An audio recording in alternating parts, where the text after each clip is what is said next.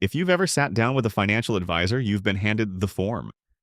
It asks questions like, what's your risk appetite? To decide if you are a cautious or aggressive investor. But the secret the banks won't tell you is that this question is complete nonsense. It's not designed to help you reach your dreams. It's designed to help the salesperson cover their back if things go wrong.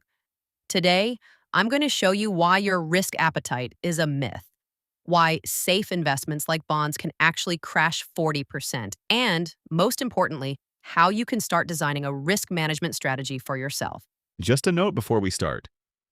This video is for educational purposes only and is not financial advice. All investing involves risk, so always consult a professional before making investment decisions, as we cannot take liability for any financial losses.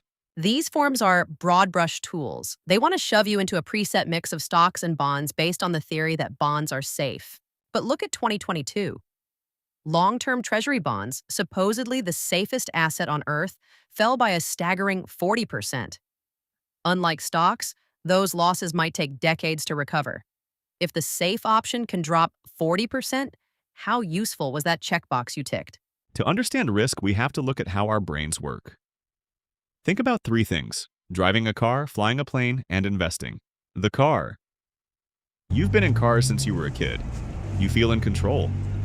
If I asked your risk appetite for driving, you'd say, I'll risk a parking lot scratch to get to work. You accept the risk because it's familiar. The plane. Most of us don't know how a multi-ton plane stays in the sky. We trust the pilot and the machine because we've been told it's safe, but we still grip the armrest during turbulence. Investing. For beginners, this is like flying a plane you've never seen, with controls in a foreign language. You have no familiarity and zero feeling of control. When the market drops 2%, it's common turbulence. But for an average saver, that 2% can feel like losing 3 months of hard-earned wages in a single afternoon. Our brains feel that pain twice as much as the joy of a gain. Stop obsessing over a level 3 risk checkbox. That form won't save you from a bad day in the market. What will save you is familiarity. Ask yourself, what's a financial disaster for you? Is it losing 10%?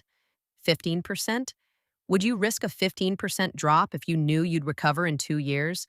If the S&P tends to bounce back with a 10% yearly return, could you handle a bad year? Or would you rather settle for a steady 5% and sleep easy? Only you can answer that. The truth is, only you can decide what's right for you, not some salesperson.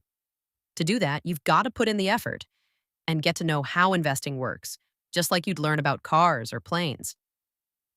Sadly, there aren't many totally unbiased, able experts in the investment world who can steer you in the right direction.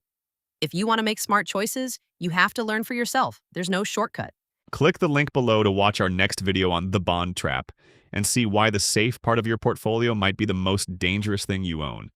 Also, look at our 4-part series examining all the market crashes since 1995. Don't let a salesperson choose your future. Study the subject, take the controls. This is discussion, not direct investment advice, but if you're looking to fast-track your background knowledge, I highly recommend picking up our comprehensive guide on Amazon. It consolidates the best insights from our first Thirsty videos into one high-level manual, complete with exclusive explanations you won't find on this channel. It's designed to be the definitive resource for your library. The link is in the description. I'll see you in the next video.